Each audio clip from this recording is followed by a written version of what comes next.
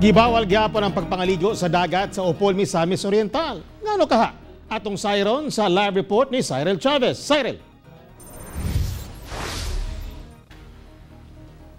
Yes, Tek, bisan pa man nga gipaubos na sa MGCQ ang Upol sa Misamis Oriental, ginabawal gyapon sa LGU ang pag-abli sa mga beach resorts. Kini ang ilahang paagi aron malikayan ang local transmission sa COVID-19. Tungod sa nagapadayong hulga sa COVID-19 sa Northern Mindanao, subay sa executive order ni Mayor Maximino Seno, ginabawal gihapon ang pag-operate sa mga beach resorts sa Upol, Misamis Oriental. Kini ang nakitang paagi sa LGU aron malikay sa local transmission ang katawhan, labi pa nga sagad sa mga ligo sa ilahang mga resorts gikan sa mga lugar nga adunay kaso sa COVID-19. Atong mga beach din sa Upol is talaga magpapagya.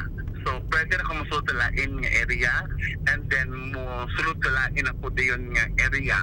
So, mga gikablokan ni Mayor nga basin na ay local transmission. Gawas sa walay income, problema sab sa mga nanag-iya og resorts ang mga turista nga mamugos gayud nga maligo.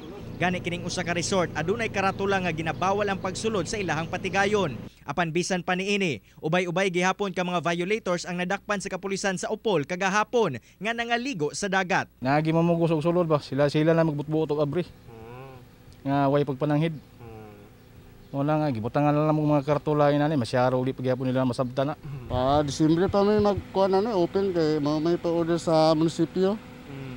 Kay lisod pa mag-open kay 30,000 ba kayo multa.